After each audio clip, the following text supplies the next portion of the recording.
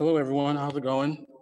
Thank you for joining us on this Title IX committee meeting for November 16th, 2020. I'm hoping everyone can hear me well. I think last time I used these headphones, I got complaints about them.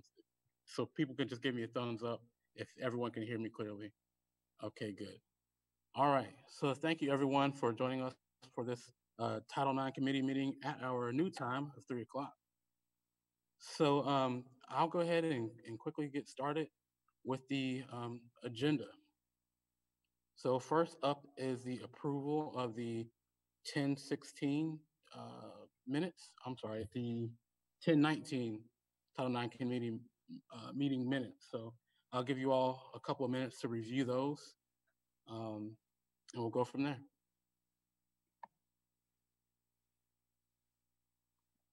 Jarrell? Yes. We do have a new member, so at some point, can we make sure to introduce our new member? And Yeah. I want to take a minute too to say happy birthday. So thank you.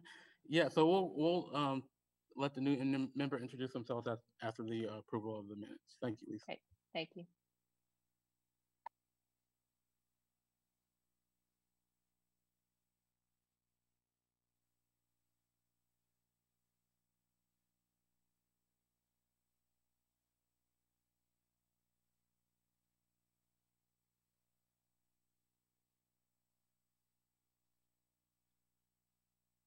I don't think I received the minutes. Okay, was that, I'm not sure who said that, but the minutes are available on the Title IX Committee website under Assembly. Gotcha. For whoever doesn't have access to those, if you have difficulty retrieving those, definitely let me know and I'll make sure that Kim gets those to whoever needs it. They're also on the screen as well, so you can view the meeting. So I'll give everyone another 30 seconds.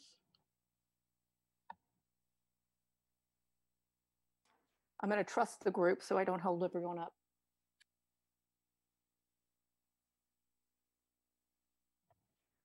Okay, is anyone opposed to the minutes as is? If not, then they will go ahead and be approved and posted. All right, so I'll go ahead and let Ms. Estep, I'll let you do a brief introduction of our new member, if that's all right with you. Sure. And actually, I will allow our new member, Ms. Dawn Farrer, to, first I want to say welcome. Dawn is the director with A Safe Place. And Dawn, if you would, and I would like to have her take some time to talk about what A Safe Place is all about and why she's been asked to be a part of this committee. Oh, Dawn, you are on mute. I know I was having difficulty getting it unmuted. Sorry about that. I see some familiar faces. I know Jenna, so I recognized her face. Thank you for having me join this group. So I'm program director for A Safe Place, and we work with sex trafficking victims and women who've been commercially sexually exploited. We have a 30-day emergency shelter, a drop-in outreach center for women in the community, might still be in the life. They can come in and get services and meet with a case manager and take a shower, have some food, do their laundry, and just, be here where it's a safe place for them during the day. Lisa and I talked a couple of weeks ago about what was being taught in the curriculum in schools, because I knew human trafficking had been added to the law, that had to be included. So that sort of opened the discussion. And then she mentioned this committee, and she felt that it made sense to have me here to represent that population. And just to let everyone know, we do have human trafficking as part of our curriculum. I spoke with Jen Turner and with Jane Emma about that. But I think it would make sense still to make sure that we're updated, that we've included everything we needed to include, and it just would be a good fit. I think, Dawn will bring obviously a lot to our conversation, so we're really happy to have her. Happy to be here. Thanks. Yes, thank you for joining us and welcome to the group here. So moving forward with the agenda with new Title IX updates. So of course, we are under our new meeting time of 3 o'clock to 4:30. So that will be the time for our meetings moving forward. An additional update is that we have been talking about hiring for a Title IX investigator for a little bit now. So we have hired a Title IX investigator for the New Hanover County Schools. His name is Mr. John Henry, and he will be joining us starting tomorrow. And so a bit of his background. He's local to the area.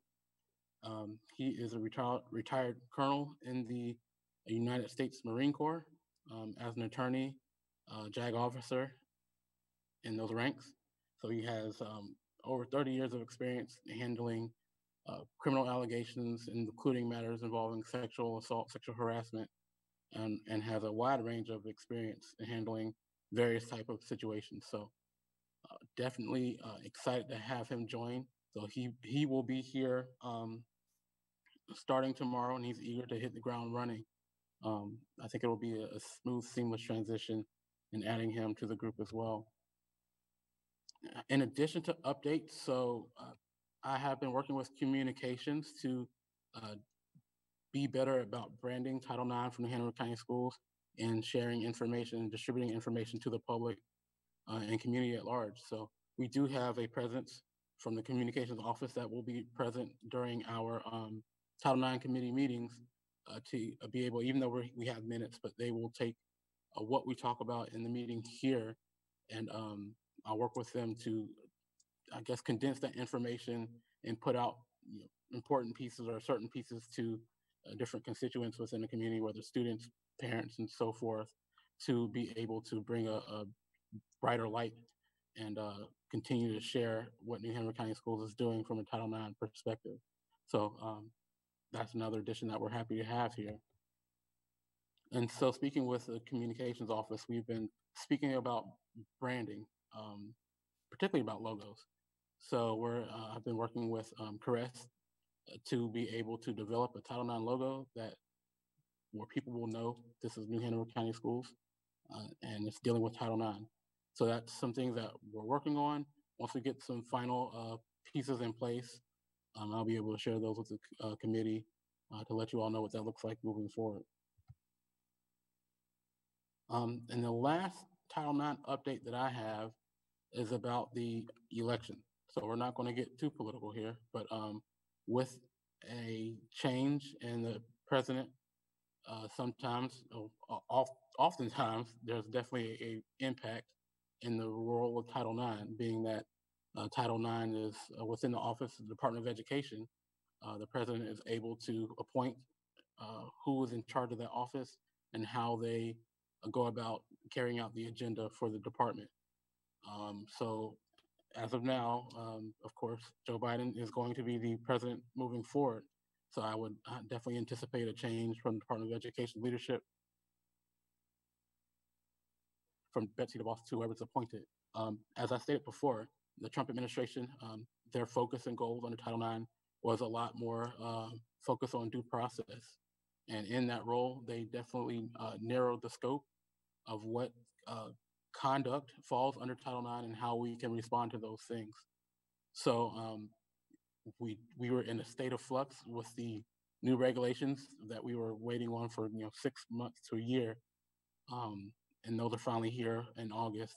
And now that we have had an election, we're going back into this phase of uneasiness, uncertainty about what happens in the future. So once there is a new person in charge of the Department of Education, I think that we can foresee some changes in Title IX. The new administration has not specifically stated what those changes would be, but I could foresee what some of those might be based on who's in charge as president. And so some of those changes I could foresee is about broadening the scope of Title IX. At this point, with the new regulations, for example, we're not able to discipline for incidents that occurred off campus outside the context of New Hanover County Schools jurisdiction. I could definitely foresee that being an area that might go back to being a bit broader, to where we can resolve, maybe discipline for matters that happen off campus if they have a continuing effect on campus.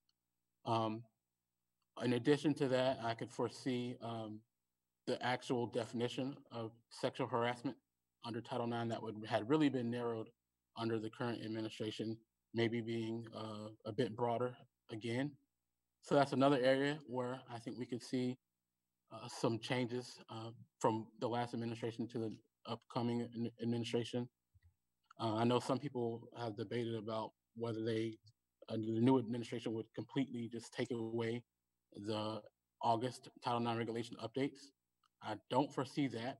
And the reason I don't foresee them completely just taking away the Betsy DeVos Title IX Department of Education regulations is because they have the effect of law. And what that means is that they went through the appropriate steps that a regulation would need to go through to be adopted by an agency, such as the notice and comment period. So to revoke those, they would either have to go, develop a new regulation, which took the Trump administration a year to do, or they would have to have some type of congressional law that's passed and so forth. So I think it would be a bit difficult to foresee a full taking away revocation of the most updated Title IX regulations from August. But I definitely could foresee some areas being changed. Of course, the Department of Education, the OCR, is an arm of the Department of Education that enforces civil rights within the educational area. So I definitely could foresee whoever is in charge of the Department of Education under Biden giving some insight about what portions of the current regulations they will enforce or won't enforce, areas that they'll focus on a little bit more, maybe a different impact, talking about pieces such as how do school policies impact certain minority groups as a whole. That could be another area. So I'm just talking about these things to let you all know that we might be going back into a period of uncertainty when it comes to Title IX regulations. And this will continue to happen every time there's a new president because they can change that quickly. So New Hanover County Schools, of course, did just adopt new policies and procedures. So I'll keep an eye out for anything that happens moving forward in January 2021. Of course, we'll keep the Title IX committee posted and what that might look like for New Hanover County Schools to remain in compliance with Title IX. So moving forward with the agenda, I wanted to briefly talk about Title IX committee programming. So before I was here, I know the Title IX committee worked very hard to develop different programs for preventative lessons and programming for students in areas that touched on Title IX matters.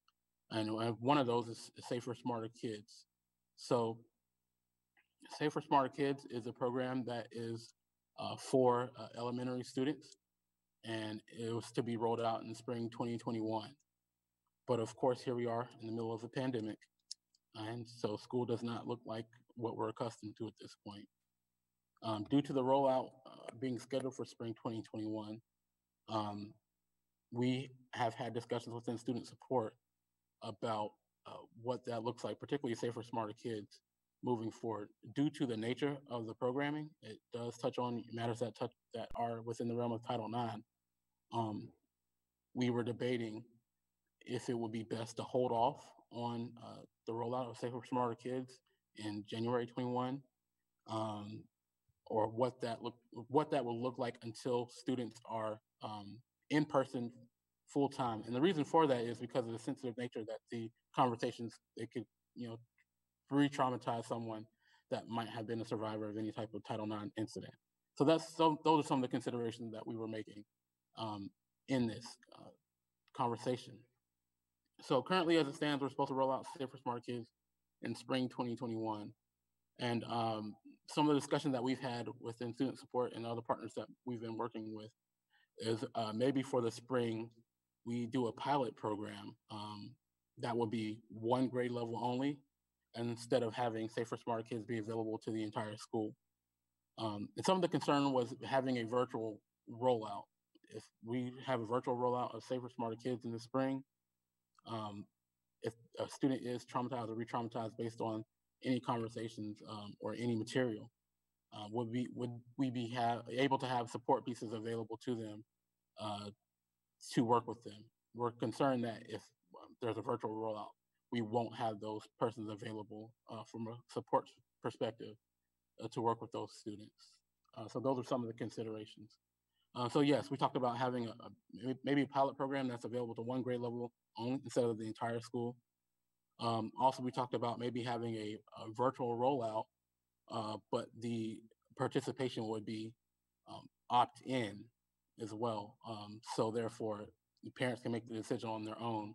Do they want their kids to participate in this program, as opposed to New Hampshire County Schools is completely making the decision for them to not offer the program, even though we definitely believe it will be beneficial to students as a whole.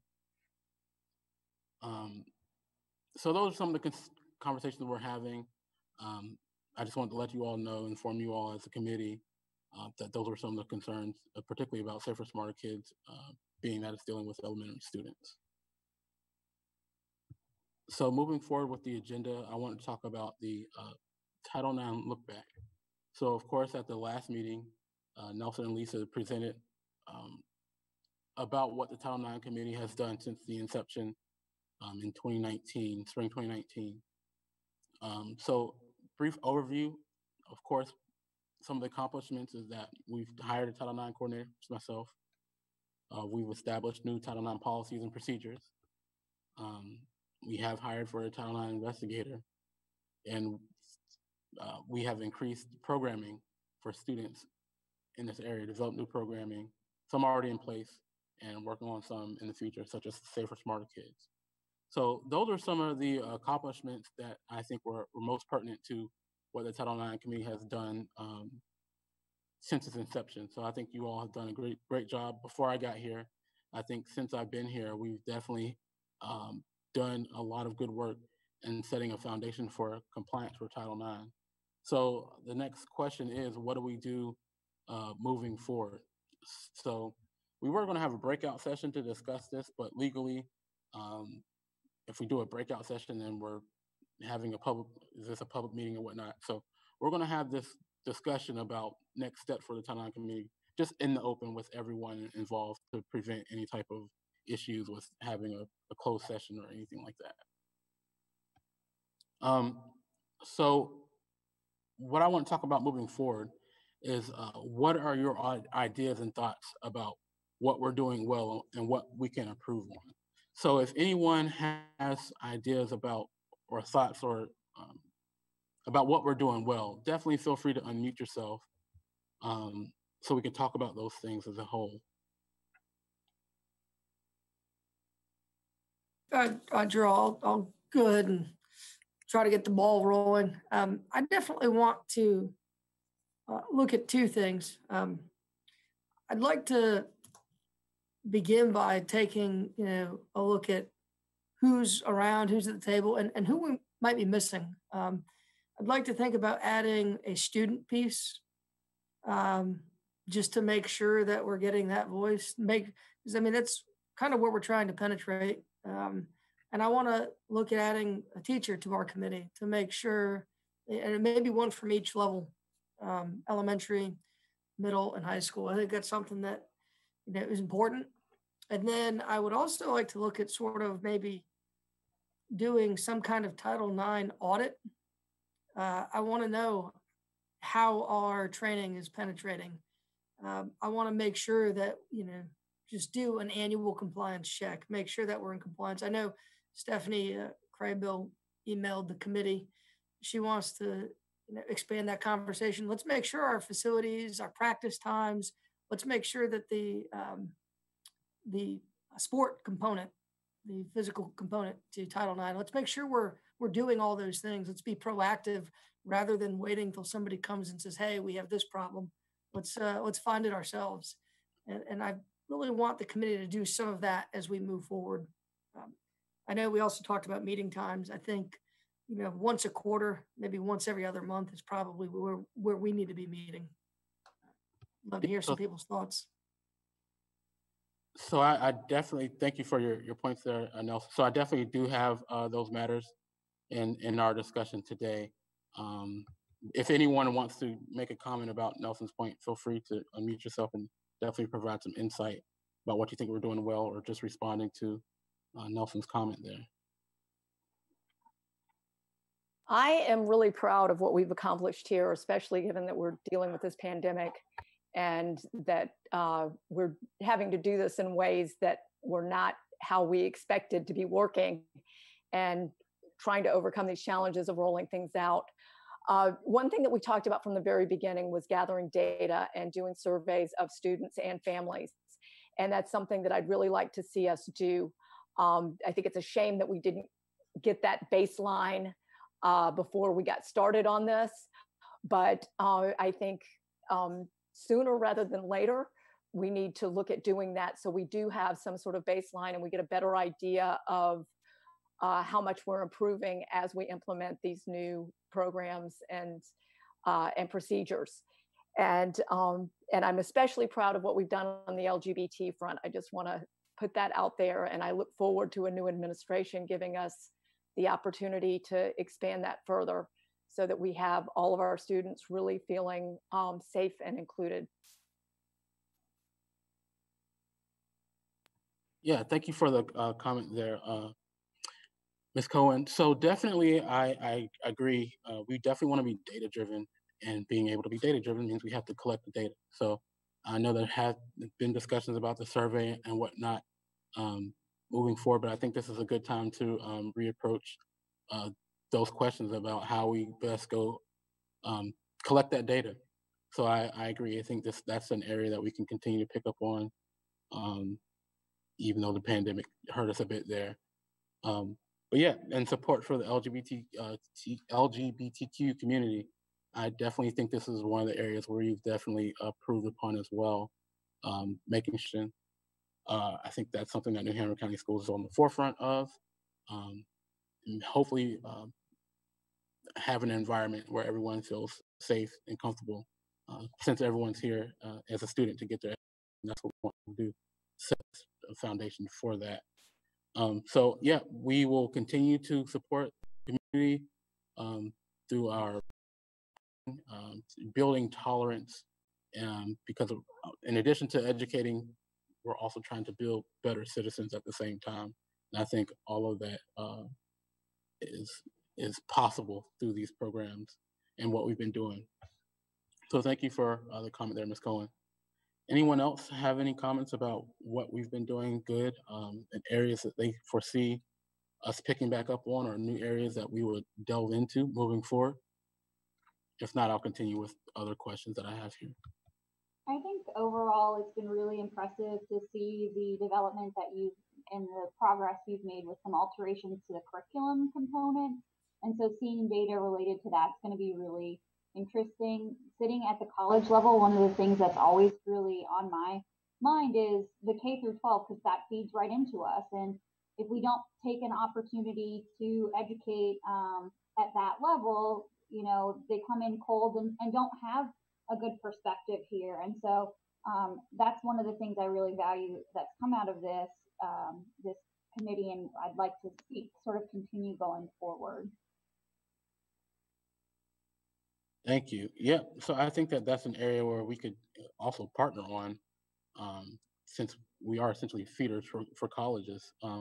What would you, as a Title IX coordinator in college, think would be helpful to your students? What's something you wish that they would have heard or learned or gotten beforehand, and maybe we can implement those things, if not already, for our students moving forward. So thank you.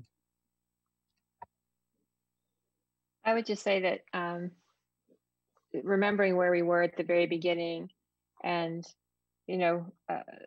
what we didn't have and what we have now, it's really a sea change. I would love to circle back and make sure that all those groups that we looked at, making sure we had training for, or where we wanted to get training for, not just students, teachers, admin, but also substitutes. You know, I know that we've done coaches, but even parents, if we can get some parent training, some of those maybe non-traditional groups, but that are still part of our school community, making sure that we circle back around, because we did talk about them at the beginning, but seeing how we can get them trained and at least get them aware of what we are doing, so that they can be brought into all of the things that we are discussing. Yeah, and it just makes for a stronger message as well. I agree. And so, of course, we have a Darkness to Light, which is a program that touches on some of the aspects of Title IX. And I think last I heard from Kristen Jackson, I think over 5,000 people had participated. And that's a 2-hour in-depth training. So yeah, we definitely have done a good job in that area as well. Mm-hmm. We'll continue to expand upon that. Jarrell, we also talked about some sort of annual, or I'm sorry, a quarterly high-level reporting at our board meetings, telling them, you know, and touching on that overused buzzword transparency. But you know, I like the idea of making sure that people have as much information as possible. So sort of letting the public know how many cases we've had. Again, don't have to get any more in depth than that really, but we've had X amount of complaints, we've investigated X amount of issues, you know, maybe these are the number we've substantiated on, but something like that.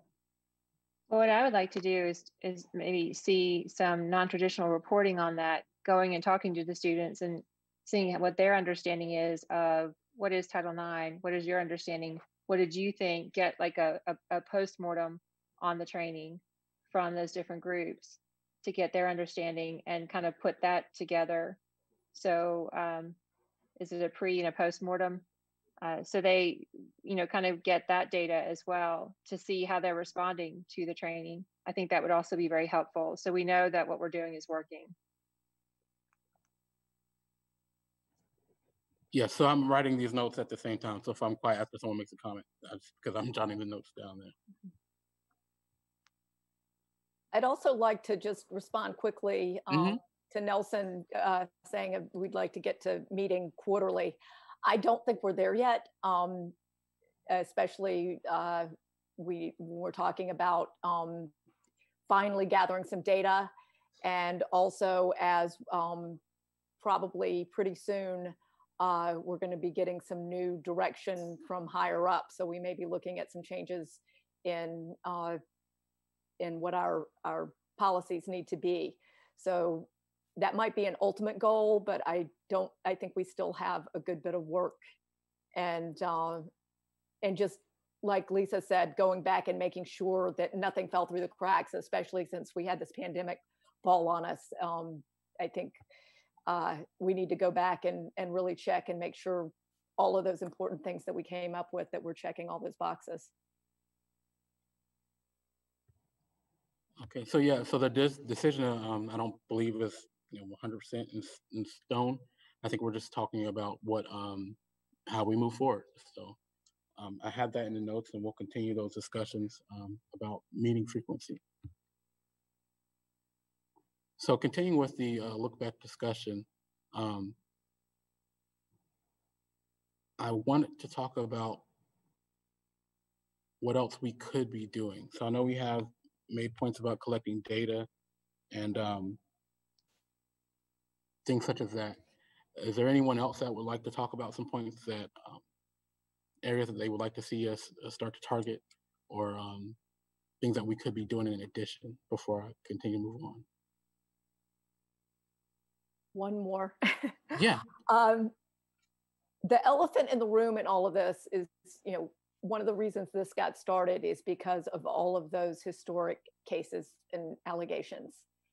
And it has never been the purpose of this committee to directly address those or deal with those.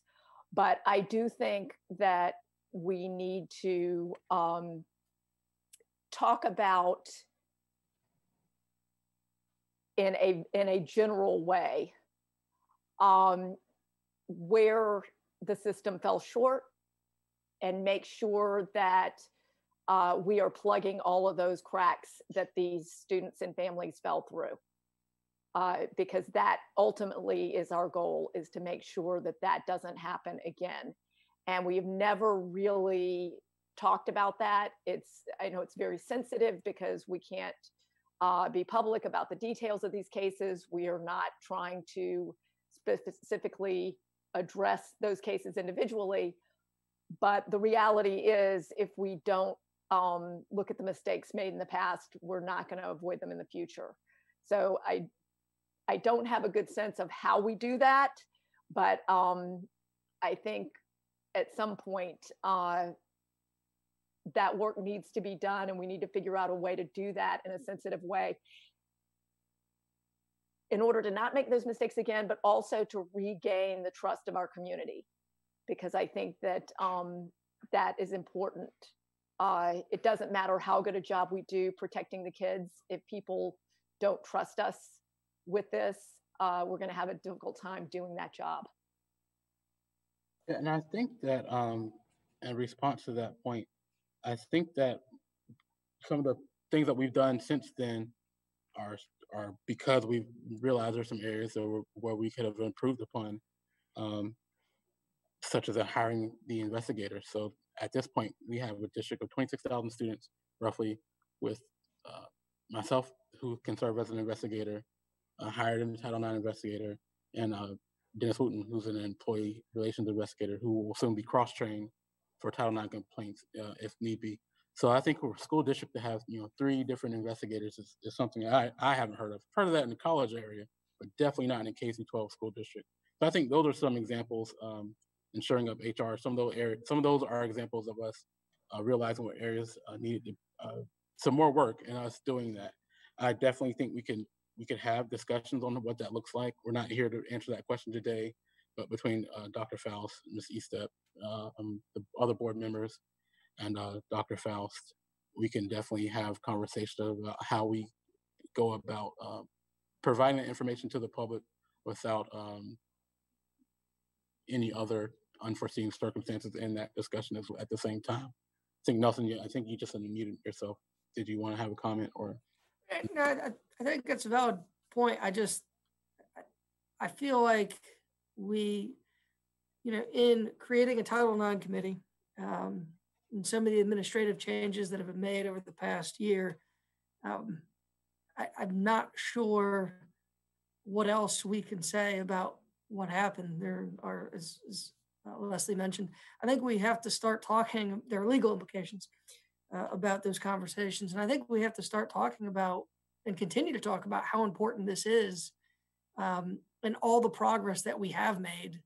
I don't know how else to reassure because you can't get into specifics. I don't know how else to demonstrate that we've made these changes. I feel like we're kind of boxed in there, but I do think it's important to continue to, demonstrate our commitment to this through this committee, and through the work the board has done and the work the community has done over the past 2 years. Again, I don't know how to go further than that. I'm open to suggestions. I'm wondering if maybe some conversations could happen, and those would obviously not be in public meetings for privacy reasons, with this committee and some of those families, and just maybe we can lay out what we've done and ask them if they felt like that would have been enough, or if there's something that we're missing, because for each of us not having had that experience, and again, this is not easy work and not simple to figure out, but I think if we just kind of roll this around in our heads, that maybe there may be more that we can do. Yeah, so it sounds like what we're definitely open to is increasing the opportunities that allow for New Hanover County Schools to speak with the community. So I am definitely open to various forums and different groups, coming to them, to speaking about what we've been doing to continue to promote New Hanover County Schools Title IX progress in the office there. So if some of those conversations are what we want to do to inform the public and broader community about what we're doing, what things are in place, I'm definitely open to having those type of conversations. Um, we've actually done some of that with the Family Communications Committee. I think I presented to them, and I know for sure at least one member of one of those impacted students was there and did hear about some of the steps that we took place, that have taken place moving forward. But I think those conversations were effective and are good to let the community know what we're doing. So if any individual knows of a group or knows of a person that knows a group or is interested in that way, definitely feel free to shoot me an email, so we can facilitate some more conversation, or training or just information sharing with those particular groups. And maybe that would help as well. So moving forward, um, Nelson touched on this part as well, talking about who do we want at the table, who is missing. And Nelson specifically spoke about having, you know, some school-based personnel there, teachers, and even students. So what other individuals, groups, we added a new member today, you all could think of that we don't have at this table that are important for us and the work moving forward? I would add this as well. I don't think we ever included term limits. So when you're on this, you're on forever. Sorry, everyone.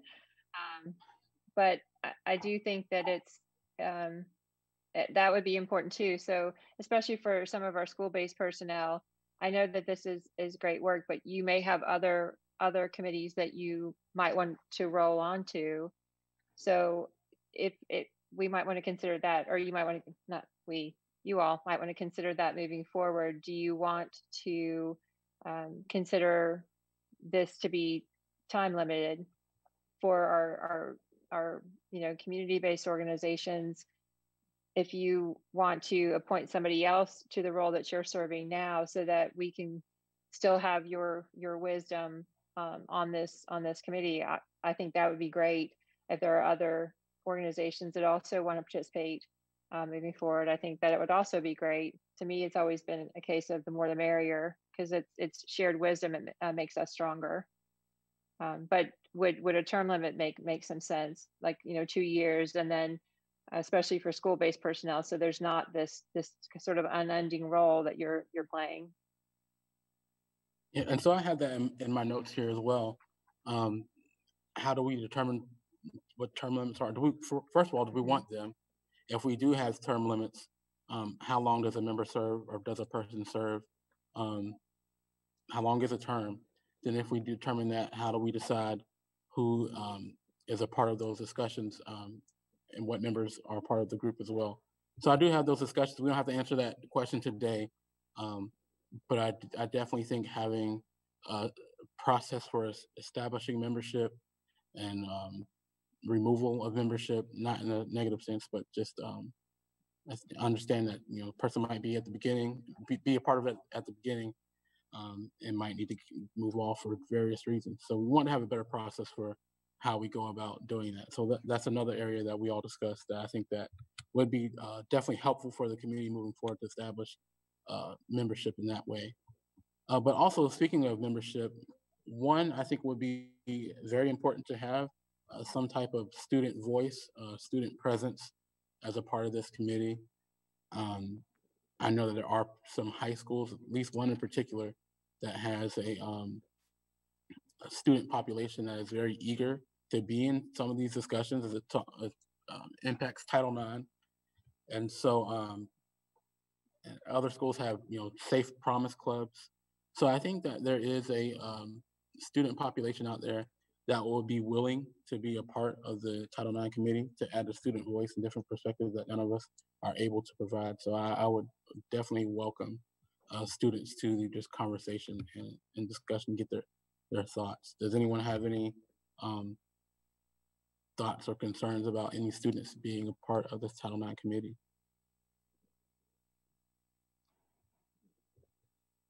I think it's great. Yeah, so I don't hear anybody else. And so, Jarrell, I also I would possibly consider including a middle school representative if you have a high school representative as well. Given some of the discussions, I think they can handle the topics that we're talking about and need to be a part of the conversation as well. okay, thanks, Dr. Rollison. Would you want to do more of a student forum / student representative type sort of blend, so you're not just getting one student? I mean, how would the feedback go back to the student groups if you only have one representative? So how would that look? You know, you want to be able to increase that voice and that footprint as much as possible. So how would we do that? I have a suggestion for that, Jarrell. Mm-hmm. So Tanya Jordan and I have been working with all the high schools and middle schools to establish the Save Promise clubs through Sandy Hook Promise. And one of our goals for this year is to have a spring student forum where we bring all the kids together and talk about different topics. And that definitely could be one of the topics that we talk about for school improvement with those groups.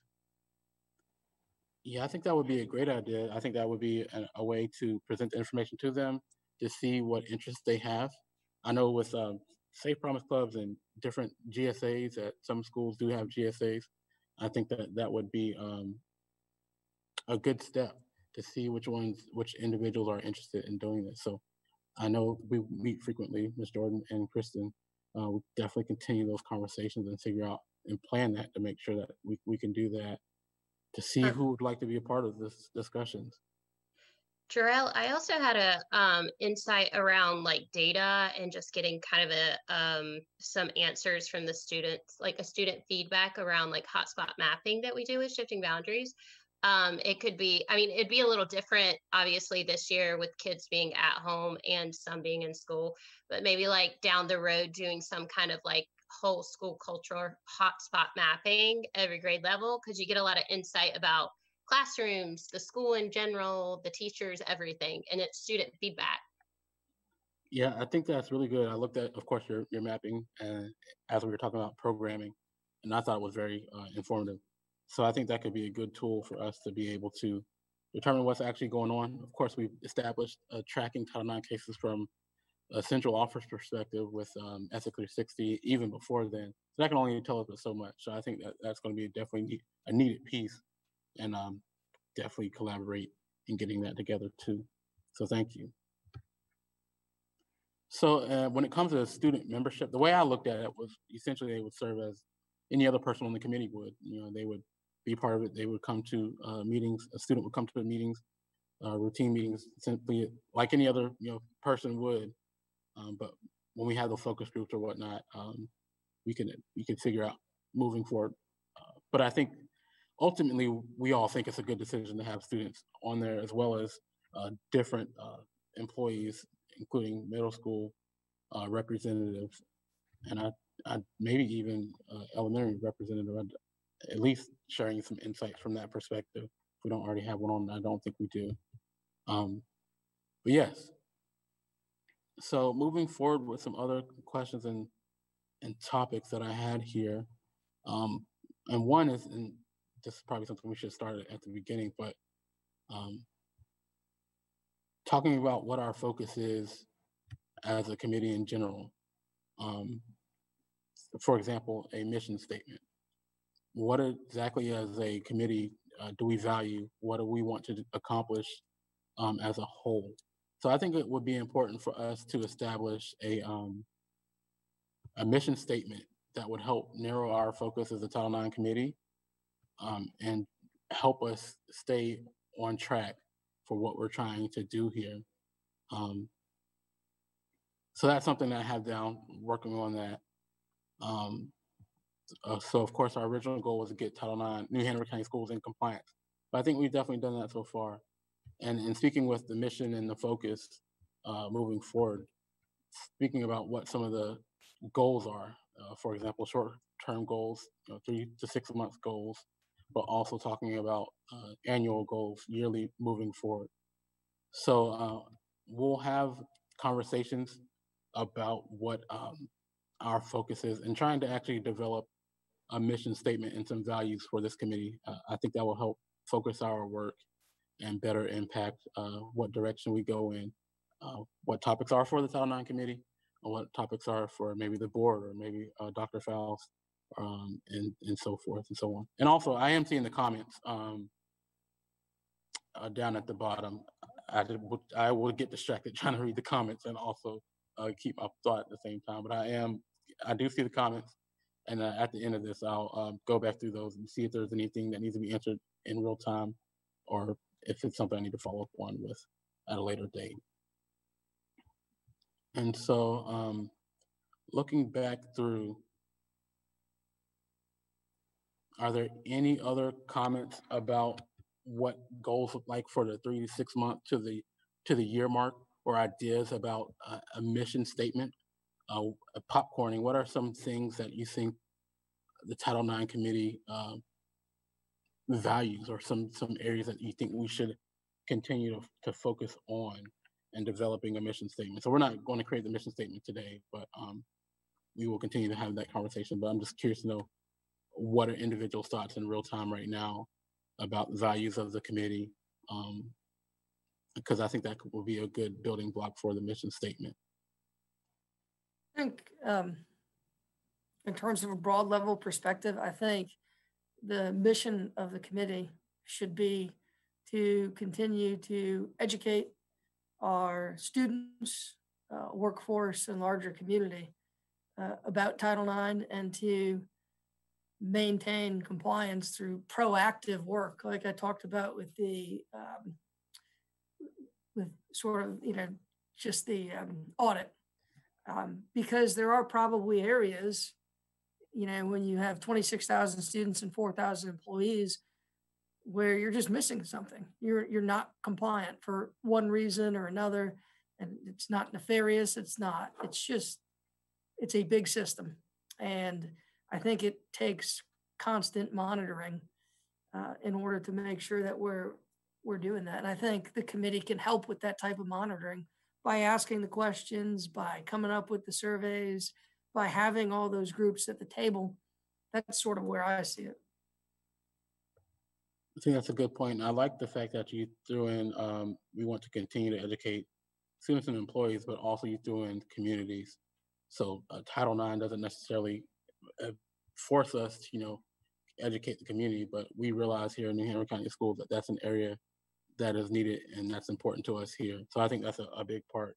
Not only are we going to commit to educating students and the employees, as Title IX would require us to do, but the fact that we're also including communities, I think is really important as well. Hey guys, I just joined, so I came in at the right time. This is Stephanie Craybill. That was one of the notes I'd sent to Jarrell and Kimberly, that we definitely, I think, need to make a concerted effort to reach out to the community, because they're some of the people that are our hardest pushers, that, all this got started, if you look back in the timeline, is that the community brought us cases.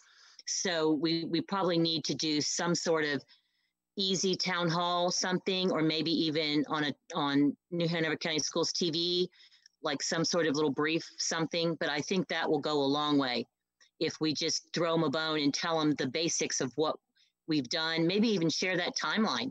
But I don't think that's private, is it, Jarrell? No, that's already posted on Simply. So yeah, I definitely don't think that's in. Thank you for joining us. I understand you had to be late, but no worries. But thank you for joining us. So I think with that, we've had discussions about how we interface with the community and what information we share with them briefly. And I think the consensus is that we definitely want to be as transparent, as a buzzword there, as transparent as possible with a community. So I understand different individuals in this committee have their ear to the ground about what the public is looking for, what answers they're looking for. So I think it would be very important to be able to leverage those relationships, to be able to determine when, where, what individuals, and how we best go about sharing information with the community. So so we briefly touched on that before you got here, but we're back talking about community. So what I'm doing is I'm writing notes about what our about these discussions, and so we'll continue to have these conversations moving forward. And I will just throw out again, Jarrell, that the PTA Council is a good forum to start with, so that we can get a lot of parents at one time, through the PTA Council, and then and the PTA Council would then, make sure we reached out to the schools that didn't have PTAs, to include them in any sort of, training or conversations that we have. Okay, Stephanie, do you know currently, are there pieces of information that members of the community through the PTA Council that they're looking for from the Title IX committee that well, I don't that are apparent right now to them? I don't know if there's anything specific. I think they're just interested in that we're doing something that, to address the issues that's, surfaced. So I would think just a nice overview, just clear, concise, what we can tell, what we did, where we've been, and then who, just again, to reintroduce you, and your department, so that people know clearly that we have a central place and it's not the principals handling each case. The SBI is not handling our cases, because there's still a lot of people out there, speculating on how, we're handling these things. And they really, I don't know if they're confident enough in the Ethics 360 system, that it's not just going into la la land, or that somebody's actually monitoring it. So I just think a brief overview that where we've been, what we're doing, and, who they can get in touch with easy, so they don't have to necessarily navigate all around our website, because our website isn't the easiest to use. Okay, so yeah, I think those conversations are definitely something we could do as soon as possible if there are still lingering questions about those areas. So I don't want to take up all the committee time just for scheduling, that's basic. And yeah, but I can definitely send you an email. We can chat offline. Yeah, we can have a conversation offline about how we get some of these questions answered. And it sounds like it would really be a portion of the look back presentation that we already had. Yeah. In addition to just going over some of the new policies, some new procedures, and how that looks every day in the office here. So yeah, I think I would welcome that conversation. And that. Now, we can also reach out. I mean, we've got a number of principals, on our team here.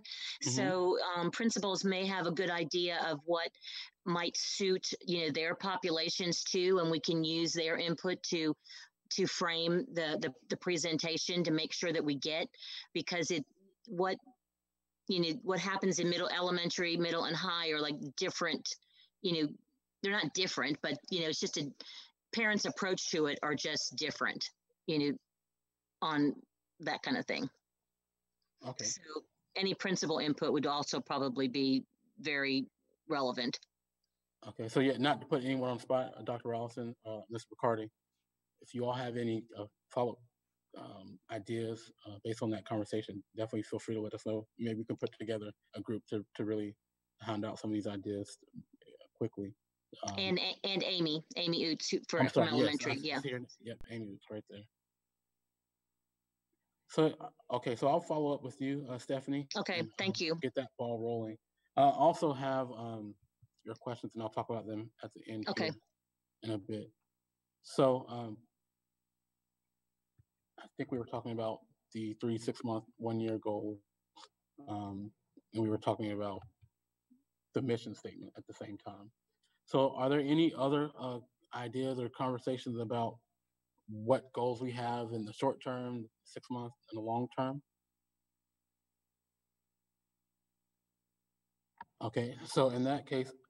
Well, Jarrell, I have one more. I'm sorry. Mm-hmm. All right, so I'm thinking that, and obviously Nelson and Lisa would be better to answer this question, but in the spirit of transparency, is there any sort of report that you could give to the board on some regular basis that deals with the training that we have going on and how we're doing against our goal of meeting our training goals, and any sort of reports. Like, I just think that it would be naive of us not to say, just because we have this committee and we've worked it really hard, that everything has gone away, unless everything has gone away.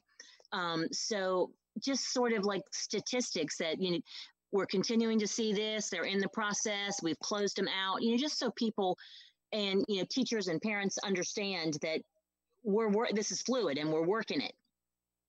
Right. And so I'm sorry, were you going to say one more thing? That's all. That was it. Yeah. Okay. I was just going to mention, Stephanie, we did talk about having a quarterly sort of theory report, just like you mentioned. That's okay. All right. We're going to start doing. Yeah. So we did. It's just a matter of legally how we can best share it and present that information. But I think everyone has agreed that that's information that would be helpful for the public to have. Just a matter of how we go about doing that. So. Yes. I'm sorry, Darrell. Deborah, are you on? Are you on the call? Would maybe you could. I am on the call. Thank you. Is there any legal problem with that type of high level? Well, I would say before you chime in, Ms. Stagner, I will say, so we already track the information based on school and type of complaints, based on our policies and regulations. I do that within central office, and with the Ethics 360, we can pull additional information. So if it's something as simple as wanting to know what particular schools are having certain issues, what particular cases we're seeing most often, we do have that information available. And it's just, is it something that we can provide? So I'll allow Ms. Stagner to answer some of those questions about that. That's a great response, Jarrell. Certainly a high level overview is fine for open session. I think that if there are questions about specific cases, and again, assuming it's not something that is going to be coming to the board in some hearing capacity, then the board could be briefed in closed session about specific cases if it's appropriate.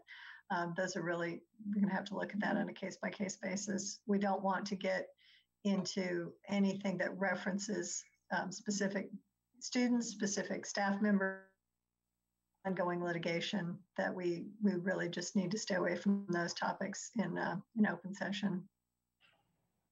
So Stephanie, is that what you were talking about, the information you're looking at? Yeah. Particularly talking about statistics. Yeah, just anything that is appropriate for sharing, that demonstrates our intent and our action in handling the cases, that we are aware. And so also too, I don't know if any of you, like in the course of your work or nature of your jobs, that you look at trending, so I'm all about that. I'm a safety person. And so we're always looking at all these little small incidents might lead to an injury, might lead to, a death. So I'm just interested in trends, that, and I think it's fair for us and good for us to show that our trends are going down, if they are, or it's fair for us to say, look, we're still having a problem, and, we welcome feedback, or we're working it hard. Yeah. And so, in speaking about trends, I will warn that oftentimes some schools might say, if you were to ask them, how many Title IX cases have you had? They might say, we've had 0. And when they say we have 0, they take that as a matter of pride. We don't have any cases because we're so on top of our game here when it comes to Title IX that we don't have any of these issues happening within our school. That would be naive. Now, or it could point to the fact that maybe that school district hasn't done a good job of tracking to know the accurate answer. So when we do present this information, depending on how we do it, when it is presented, I would caution, even if there were an uptick of trend and number of reports. At this point, I don't foresee that because of the narrowing of the Title IX regulations. But let's say that there was.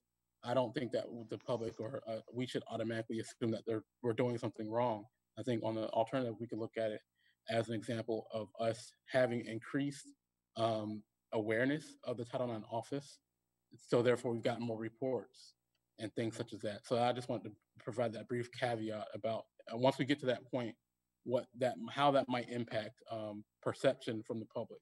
just because there's an increase in reports doesn't mean that there's something that we're doing wrong. I think that could be evidence of something that we're doing right, and that there's more trust in our process for individuals to report Title IX incidents, because it takes a lot of strength and courage for survivors to be able to say this happened to them, and a lot of bravery in reporting. So we don't want to take that lightly and just automatically assume that that's something negative is going on within the district. No, and I understand, and putting that caveat out there with every explanation, everything we present is absolutely crucial, so that people are not taking anything we present out of context. Yeah. And so I'm almost at the end of the look back here. Well, actually I am. So I'll just go ahead and answer some of the questions that you had in the email in case the other committee members weren't able to see them. So one question that you had was the difference between a Title IX coordinator and a Title IX director. So I am hired for New Hanover County Schools as a Title IX director, but the new regulations in August from the Department of Education specifically stated that individuals that have the responsibilities for carrying out Title IX oversight are called Title IX coordinators. So technically I'm hired as Title IX director for New Hanover County Schools structural purposes, but from the public standpoint, OCR, Department of Education, I fulfill the role as a designated Title IX coordinator. So I'm trying to brand myself as a Title IX coordinator to be in line with OCR, as opposed to being called the Title IX director for New Hanover County Schools HR purposes. And that's what I thought, because I heard you explain that to us several different times. But if we're going to put out anything in writing, I think we need to use the same terminology, because people are going to think that if you're a coordinator, then and that there's got to be somebody higher, but you're the highest. So I think we need to just definitely say that and call you one thing. Yeah. So since August, we've revamped the website and things like that. So all branding, all materials, written material moving forward will definitely say coordinator. If there's an area that I overlooked and it hasn't been changed, definitely let me know. But everything will say coordinator moving forward for simplicity's sake. But I don't want you to have to take a pay cut because we changed your title. Thank you. Yeah. So also you asked about inequity in academics. Follow up on that point. What particular area were you referring to about Title IX and inequity in academics? Well, so here's the thing, is when you talk to most people out there prior to all of this going on in our school system, if you asked them what Title IX meant to them, they would probably tell you it has to do with inequity with women's sports and women's academics. Because if you Google Title IX, that's the first thing that comes up. So, and then I asked this question, a year and a half ago, when are we going to deal with Title IX as it refers to, inequities in athletics and academics, and was told we'd get back to it. And if you look back in our look back, our athletic directors were handling everything because we were on the whole other end of the spectrum. We were only dealing with Title IX as it applied to sports. When we were kind of turning a blind eye to Title IX as it applies to sexual harassment. So I think that we need to, well, I don't know, I'm just asking, should we make some sort of like A and B, so that people understand that we're addressing the whole title? Right. So I think first point, and we're talking about academics, I think we would need to flesh out a little bit more about what specific particular areas would need to be highlighted to draw some more focus into, male versus female. So I think we would need to flesh out that a little bit more. Well, when talking about athletics, essentially sounds like a bit of an audit. Where are we currently when it comes to Title IX compliance in our athletics? So I think a Title IX audit from an athletic standpoint would be beneficial. Title IX athletic audits, particularly for a school district with 26,000 students, can be time consuming or costly.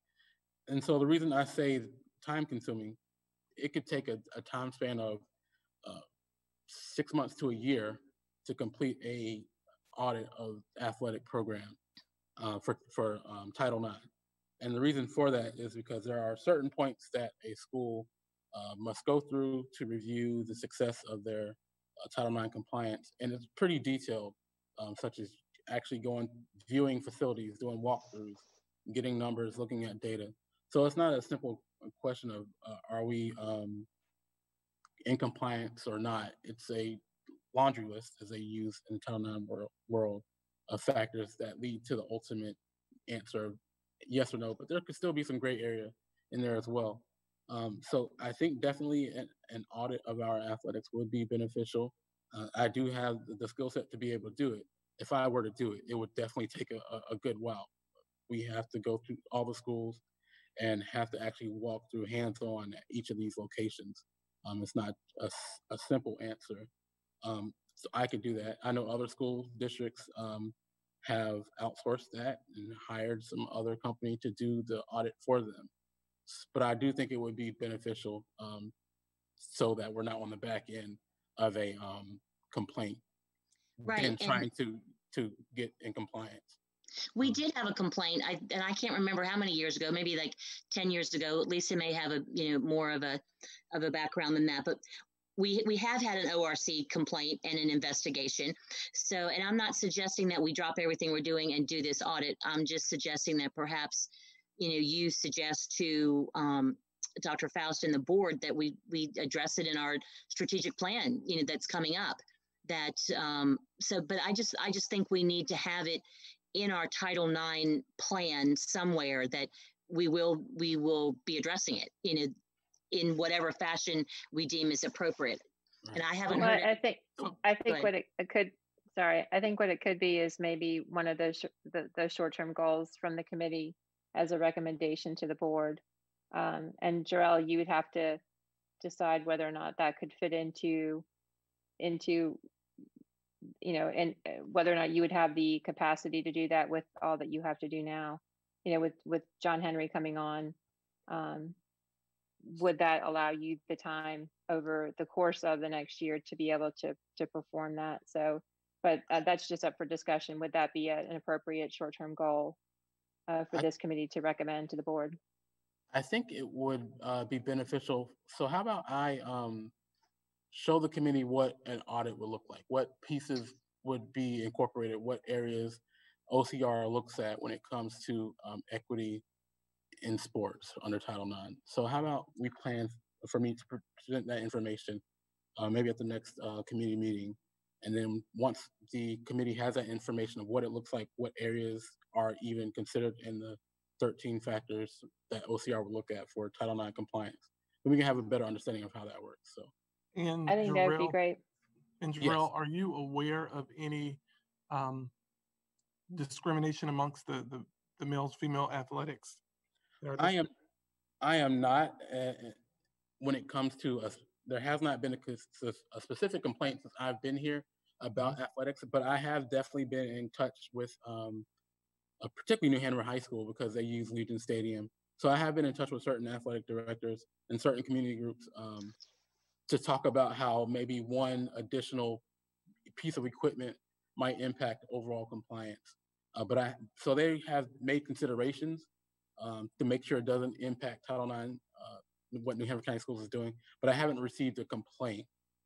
But there have been questions about if we do this, what happens? How does that impact compliance moving forward? So I think it would be beneficial.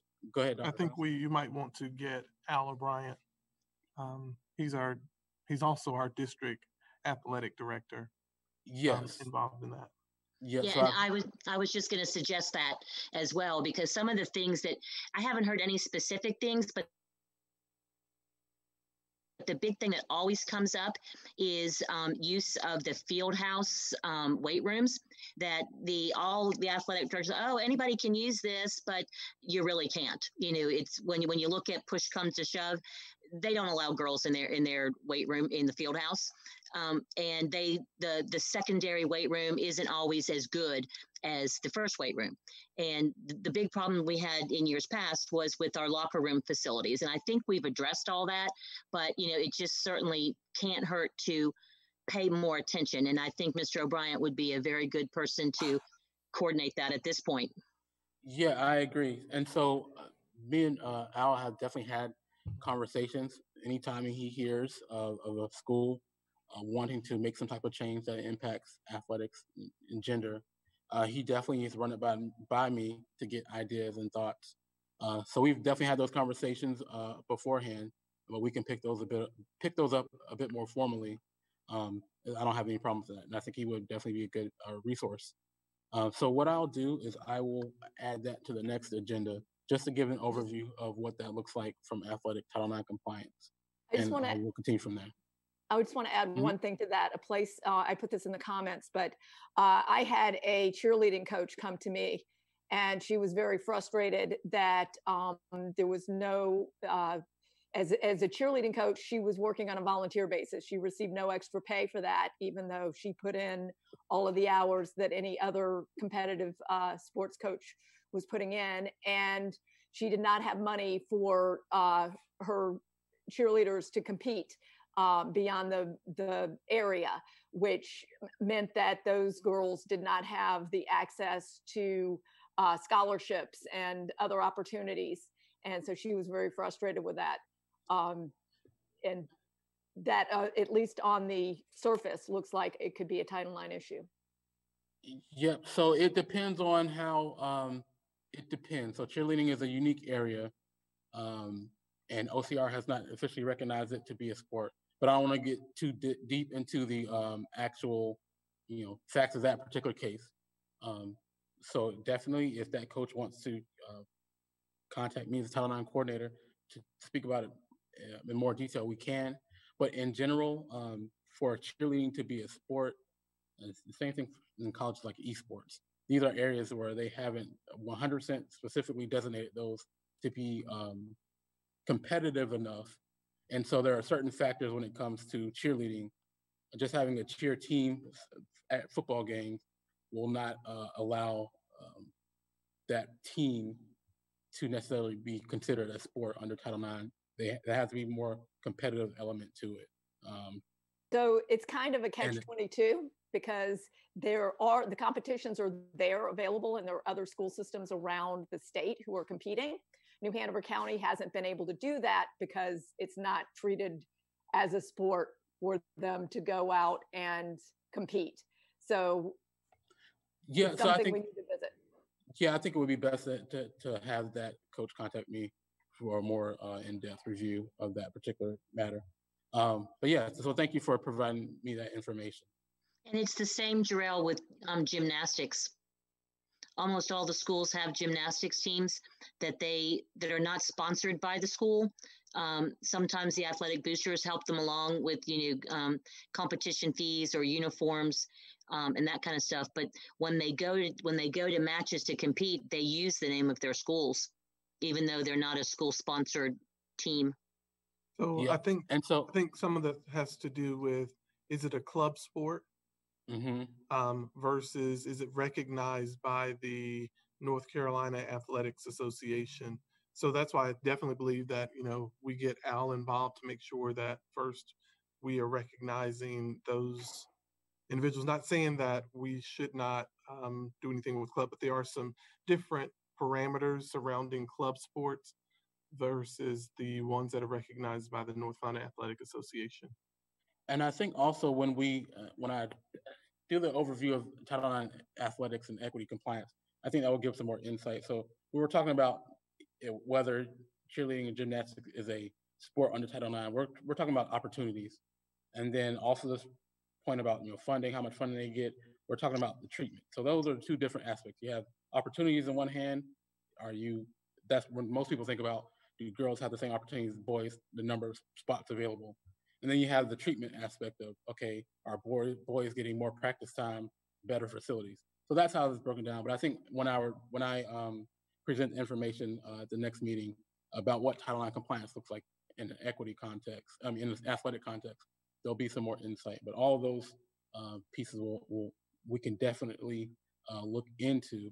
I just don't think this is the 100% place to do it. So if there is a complaint or something like that, definitely that coach can definitely feel free to reach out to me. We'll do the presentation. Hopefully that gives some more insight of what it looks like from a compliance standpoint, and then we can go from there. So, and I'm almost at the end here. I think there was one or two more questions, I think, from Stephanie. I think that's it. So I think you got them all. Thank you for taking the time for me. And so I will look back quickly over the comments to see if there was anything else that was pertinent to our conversation. And then if not, we'll go to closing this meeting here. So give me a couple seconds just to review.